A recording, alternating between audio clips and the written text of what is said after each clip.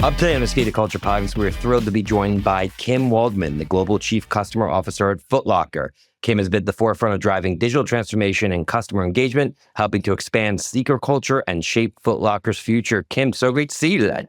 Yeah, thanks so much for having me, Matt. Excited to be here. So the sneaker category has for so long kind of been a driver of consumer culture. You date back to the Air Jordans and kind of everything that's happened since. And obviously sneakers themselves have kind of crossed the chasm just from being performance or sports related to being more of a fashion statement as well, as we know in pop culture. How has the sneaker category evolved from where you stand overseeing kind of the whole customer segment of Foot Locker? Yeah, absolutely. I think it's a really exciting time to be a part of sneaker culture, and really kind of our main mission at Foot Locker is to unlock the inner sneakerhead in everyone and invite more people into the category. And I think where we're seeing that happen is a couple different places. Number one was with women, and women's is actually the fastest growing business within our total business at Foot Locker. And that's a lot driven out of the fact that we are seeing more women engaged in sneaker culture, whether that's through the lens of basketball as the new tunnel walk, or whether that's through the lens of more and more women actually dressing kind of from the shoes up and anchoring their looks in the sneakers that they're wearing. So I think that's one really key example. I also think the sort of worlds of sports, music, and kind of pop culture are really merging, where you have kind of athletes being influencers in their own right, and then influencers and artists playing sports off the court, and that being part of the cultural zeitgeist. And I think sneaker culture plays into all of that. Absolutely. And how do you guys look at sort of this burgeoning resale market with all these companies and it's a lot of young kids, frankly, that are taking their old sneakers and reselling them? Is that a good thing for Foot Locker because it's kind of like a rising tides raises all boats, or does that hurt your share of volume because less people are buying new sneakers? Yeah, I mean, the resale market has been part of the ecosystem for a long time, and it will continue to be. And I think it creates some indication of heat and covetability within the market, and we appreciate that. And so we think it has its role to play. Ultimately, though, the vast majority of consumers want to buy through kind of the store experience that we provide and a more mass market offering. And that's really where we play a role.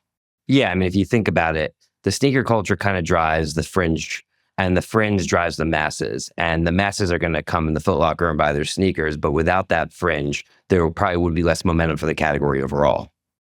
We definitely see it playing an incredible role. And I think there's a lot of other things that authenticate kind of what is cool within sneaker culture. And then we help really accelerate that with a young consumer who is trend forward, but then kind of further authenticates it more broadly in the marketplace.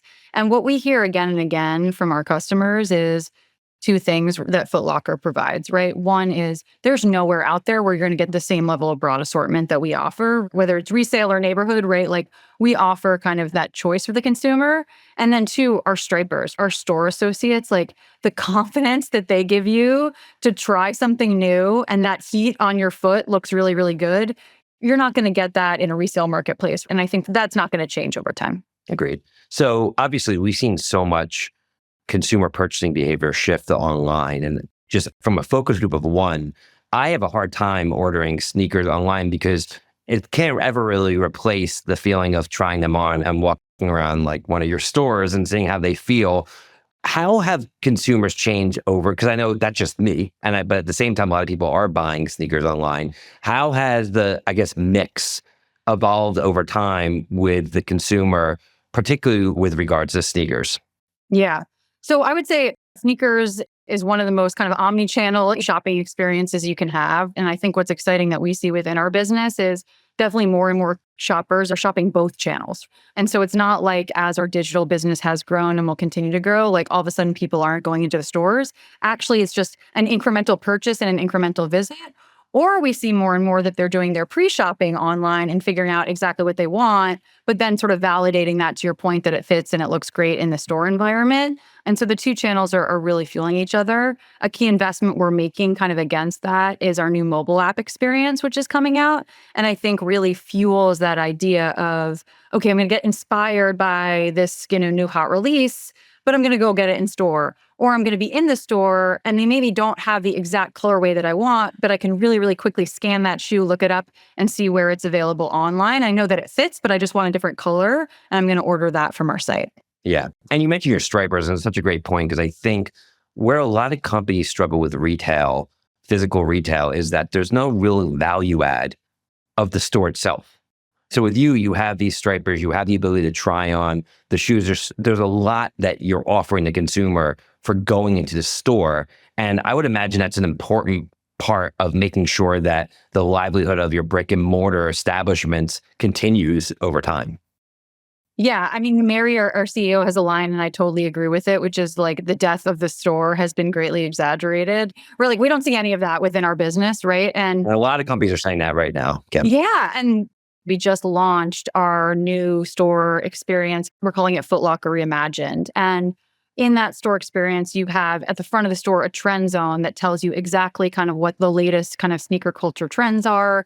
You've got experiences where you can actually figure out what your size is if you don't know, which we see a lot in the kids business. And so there's so many ways, and then not to mention, right, the stripers and sort of them being able to tell you kind of about their product knowledge and what the latest trends are. But there's so much in that physical environment that I think is not going to be replicated by technology and will continue to fuel our business in the future. Absolutely. So at the onset of this interview, you were talking about women's sports and women's basketball, and obviously WNBA is seeing dramatic increase in viewership and value of teams and kind of across the board. And catalysts like Caitlin Clark have a lot to do with it. But just the sport has gotten so much more popular and it's been kind of growing for time, but it feels like it's just kind of hit a tipping point.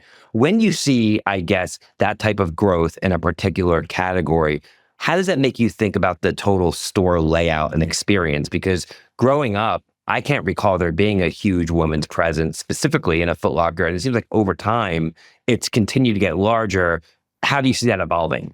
Yeah, that's exactly right. And it's a huge area of focus and commitment for us in our new store experience. You'll see a much greater portion of the space dedicated to women's, but it's not just the store. It's also kind of our marketing and storytelling. And so what you've probably seen in the last year from us, and you'll continue to see, is more kind of women-centric campaigns where we do lead with whether it's sports leaders like Sabrina or Breanna Stewart, who have amazing signature basketball shoes, or artists like Coi Leray or Flo Milli, who are culture bearers, but also really appear to like a core Gen Z audience that's into sneaker culture. We're really leading with style and trend through the lens of women's in a way that maybe Foot Locker hadn't in the past.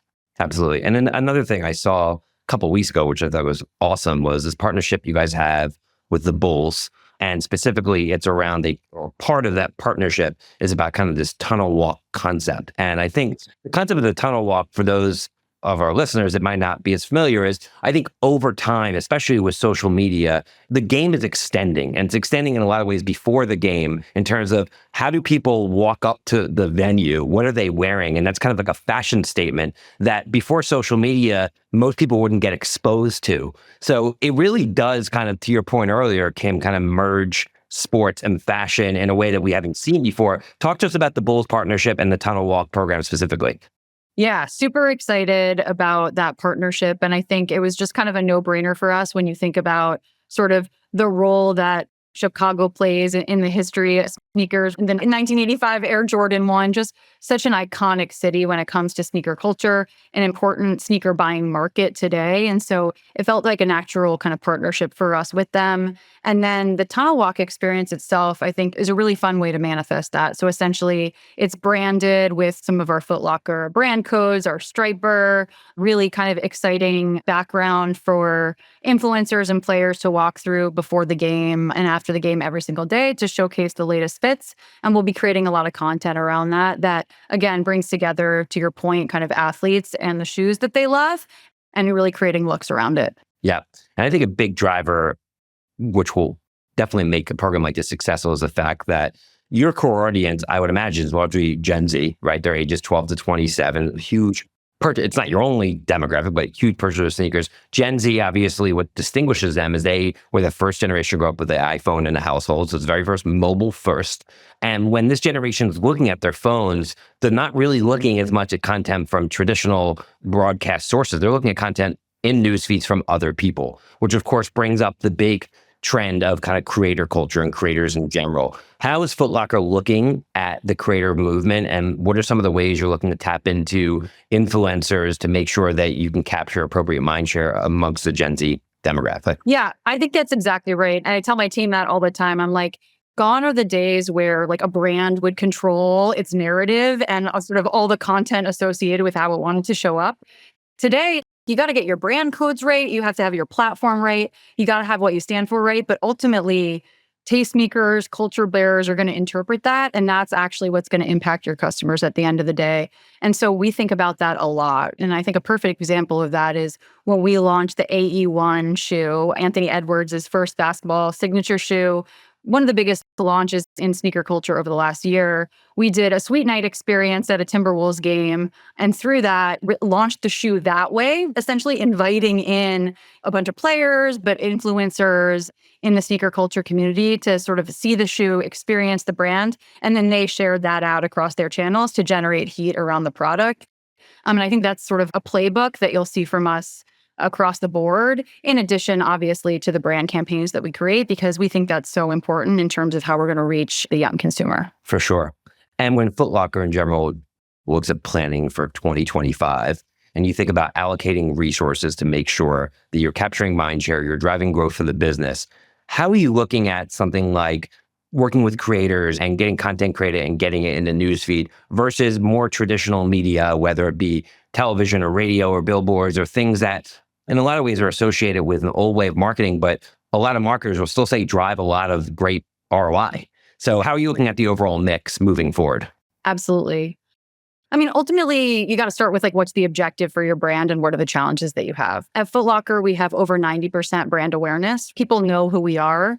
And really the goal is going from being what is an iconic brand to being an influential brand. And I think that strategy obviously impacts our media mix. There is still going to be a role for those big billboard moments.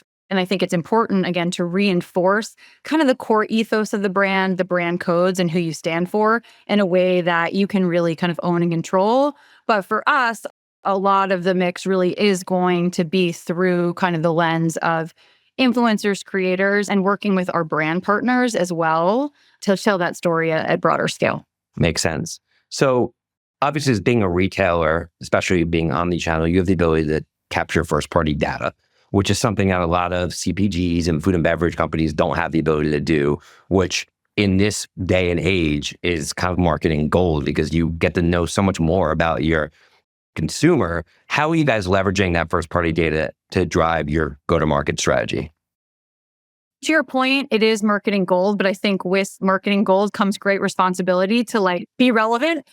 And I think that that's the sort of high bar that we want to set for ourselves is how are we leveraging that insight to really deliver kind of a personalized and relevant experience. And I think part of the goal of relaunching our loyalty program, FLX Rewards, was to be able to do that in a more effective way. So over the summer, we relaunched the program to really kind of democratize the value proposition and invite more customers in so that tomorrow, anybody that signs up can get benefit out the gates through getting cash back for the points that they earn. That's going to allow us to have more people kind of in the ecosystem and then be able to tailor communications to you. If you're a basketball fan about the latest signature shoes, if you're more interested in trend and style that low profile is in, and here are some recommendations for you.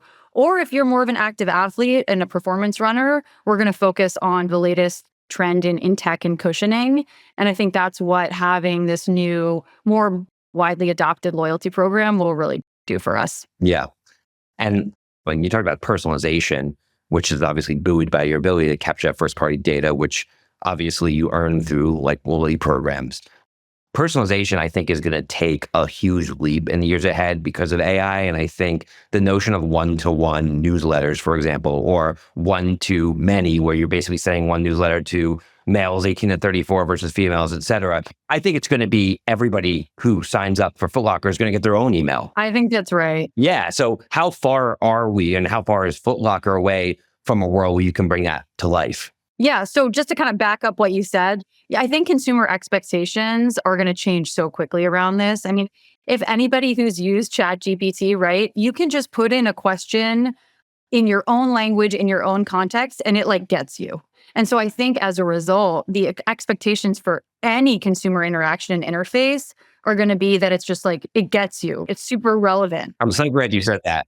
I mean, Gen Alpha, by the way, they're the next generation. They're age 0 to 15 now. They're going to be the first generation to grow up with the AI in household. So just like how Gen Z knew no other world but one with an iPhone, Gen Alpha, which is probably already some of your customers, know no other world but a world with AI. And their expectations are going to be everything you just said as the baseline. As a baseline. And if it's not that, like, no, thank you. I'm moving along. And so I think it is early phases on some of this stuff, but I think the adoption curve is going to move super quickly. I mean, one thing where we do see it showing up is powering our search results as well as kind of our browse results on our website.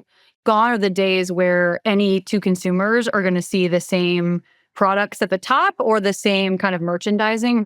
It's really going to be all about sort of what is most relevant to you based on the various signals we have about your behavior and interests. And what are some other ways you're thinking about AI either currently impacting your work or doing so in the future, whether it be on the creative side, the data side, et cetera? I'm just curious from where you sit, how you're looking at it. Yeah, we're excited about across a variety of areas. But one area where we really started to dabble our toe in is the creative side of things. And I think a great example is we operate across Europe, and you can imagine any one time sort of the variety of consumer preferences, trends and styles, but also temperatures across different countries. And so what we're doing is leveraging AI to dynamically update the setting in the background for all of our different images. So it's contextually relevant for the consumer that may be in the Netherlands versus in Naples, Italy. And that way we don't have to create 17 versions in order to serve the customer across that marketplace. Yeah. So as a retailer in obviously a big and important cultural category, you see a lot of brands come in and out and go up and down. And we're really seeing that in the sneaker category. Right now, you have these new entrants like On and Hoka and all these new companies where it used to be for so long, it was just like Nike, Adidas, Reebok. And now you have these new players that are popping up that are gaining a lot of momentum. Why do you think that is? And from where you sit, what is the commonality when you see a brand really take off that they do right? Absolutely. I mean, I definitely agree. Like consumers want more choice. And I think to the conversation we just had, right, we're seeing that across a variety of kind of needs, preferences, and categories. And that is absolutely entering into sneaker culture. And I think what that does is it's exciting because it creates a way to tell a broader range of stories. And also those brands, like you mentioned, On and Hoka, are inviting new consumers into sneaker culture. Those in particular definitely over-index into women. And so I think that is super cool to see. In terms of kind of what makes brands successful, I think that the themes that we see across are definitely product innovation. What's new that they're kind of bringing to the table that's kind of a hook and to be interesting. I think a lot of these brands, like the drop model and consistent newness, really works very, very well to engage the customer. And then it's got to work, like performance and payoff. And I think we're seeing a ton in the lifestyle running space where the anchor is really in kind of performance and running. And you got to be able to do a run in it, but ultimately it's got kind of a high level of style, and that visible technology makes it covetable from a fashion perspective as well. Yeah. I love that you brought up the drop model because it's kind of a dichotomy. You're almost saying in fashion in general, you have the drop model, which is all about exclusivity and getting what's on the bleeding edge of new. But then there's also kind of a counterculture trend that's embracing nostalgia. And people love the old school stuff. Even Gen Z loves nostalgia about things that they never lived through. It's not like they're harkening back to their childhood days because in a lot of ways they're still teenagers, but it seems like they want to go back to a time when things are more simple. And we see that in fashion with bell bottoms coming back and things like that. Just curious, do you see emerging trends like nostalgia or any others pop up that I guess are relevant more broadly to the marketing world? Yeah, we definitely see nostalgia as a trend, particularly around things like retro running and that look, where you look at like the Samba or the Puma Palermo, and it's like that very kind of 70s lifestyle or low profile look. And then also the Y2K trend. And so that definitely is kind of popping up across culture. New Balance has done a great job kind of tapping into that heritage. And I think where they're really successful and where we see brands be the most successful is where they're able to tap into that nostalgia and heritage, but tweak it and introduce it in a new way for today's consumer. And to your point, collaborations play a big role in that as well. Absolutely. Another emerging trend we've seen kind of outside your category, which I believe probably has a trickle down effect to yours, is like GLP-1s. So the rise of weight loss drugs like Ozempic. Right now, 42% of American adults are obese. I would think that if somebody's obese, they're less likely to run or be as active, which means they're probably not buying as many sneakers. But when less people are obese, it probably, not only is it good for society because people are healthier, but they probably are more prone to want to work out and exercise or get sneakers. Like, are you guys seeing any impact from that, or do you expect to in the years ahead? Yeah, I think honestly, we see sneaker culture as being like one of the most inclusive spaces that exists out there. Like a huge range of people who are buying sneakers for different occasions and end uses. Some of that is activity, some of that is fashion, and some of that is because they have an identity and community associated with sneakers and they get some status from it. And so I think that's kind of where it's been and probably isn't going to change. It was less about being exclusive to people of any certain categories, just more like, obviously, if you're running more, then you're going to go through sneakers more and you're going to want to buy sneakers sooner. And if you're not as active, you probably aren't using the sneakers. Yeah, I mean, to that point, I think there is just like a sort of mass trend towards kind of casualization because people are having a healthier lifestyle and the bridge, but there's no longer like my work self and my non-work self. Those things are becoming fluid and people want apparel as well as shoes that kind of can transition seamlessly. And we absolutely see that within the business. Yeah, I mean, I'm doing a lot of research right now on consumer trends for 2025. And one I point to is the notion of like quantified self, where people are using like the Apple Watch or the Whoop band or sleep devices to track data from your body. And in the world of AI, that data could be synthesized and tell you more that hopefully would reinforce better behaviors like playing basketball or tennis.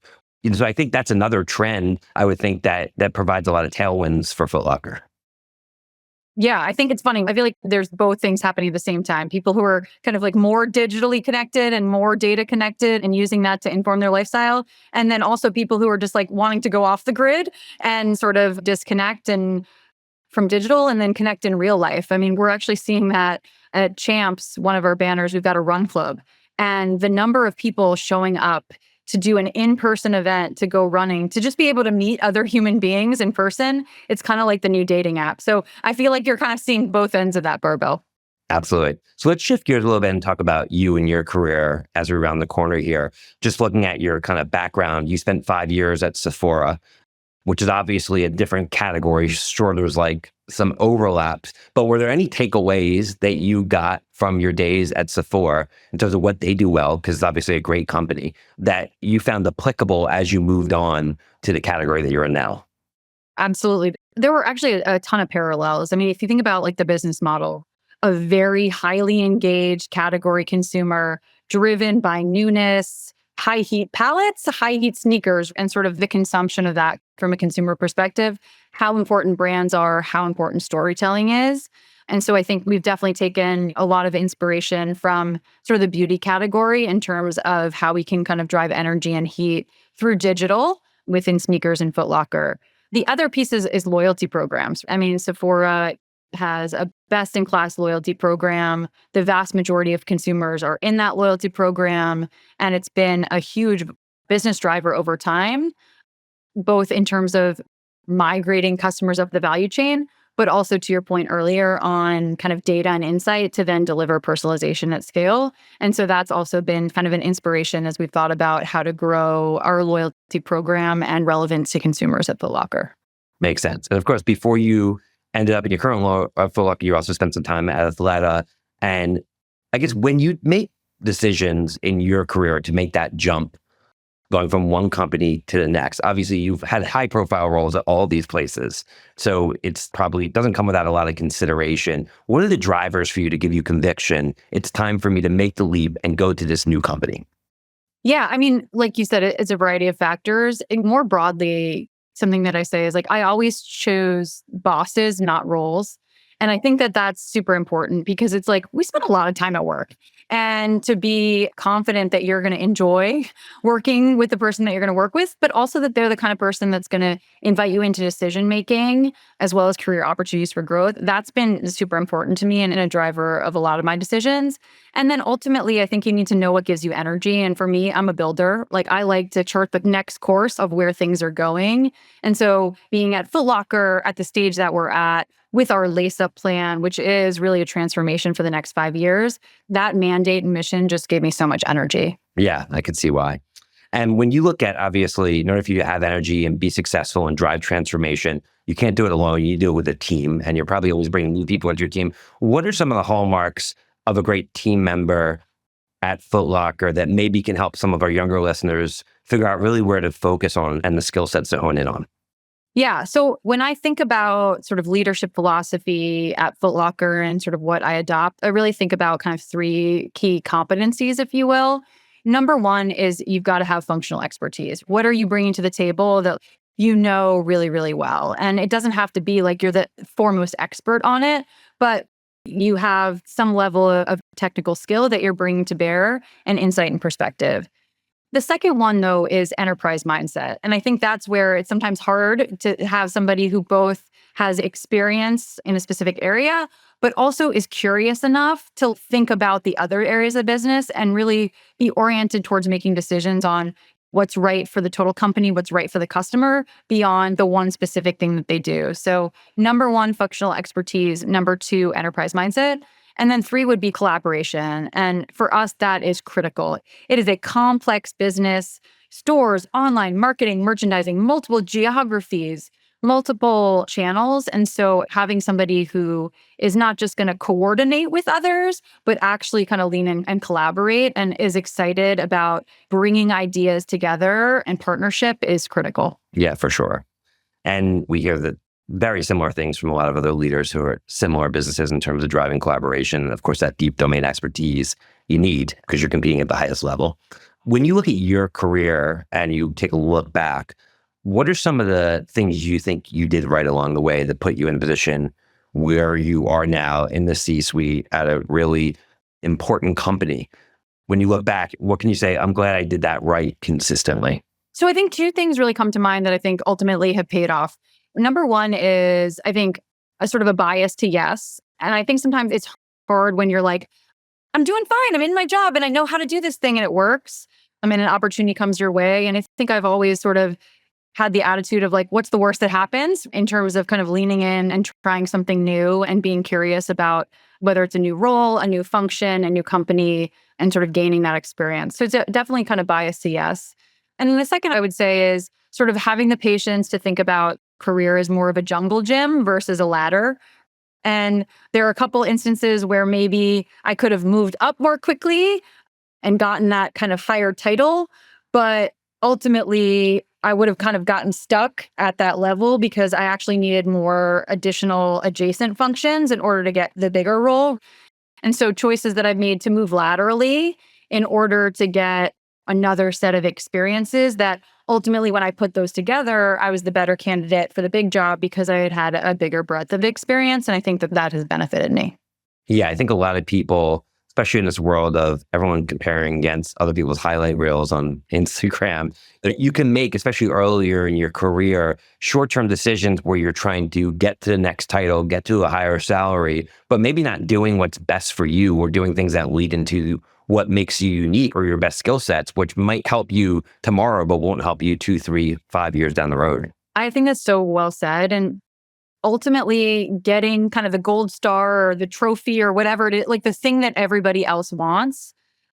1, it's not going to make you happy. But 2, if you optimize for that, like you're probably not going to be that great at your job because it's not kind of where your soul and passion is. So I think ultimately to also be kind of successful, really orienting yourself towards like what is in your heart of hearts is going to be the best path forward. Yeah, that's fantastic advice. And lastly, Kim, is there a quote or mantra that you like to live by that kind of sums up the way that you look at your professional journey? Yeah. So there's this Walt Whitman quote that I definitely paraphrase, but I think it's something around the re-examine what you know and dismiss what insults your soul.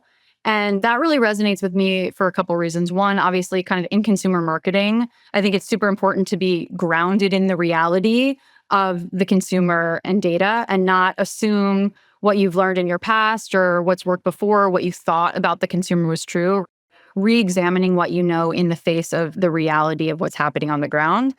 But then also there is a gut and there is this just feels right, or is this really our brand? And I think no spreadsheet's going to tell you that. And so you kind of have to hold those two things in your head at the same time, re-examining what you know in the face of data and being curious to learn, but also really holding your values at the center and believing in your instinct. And both of those things are really important.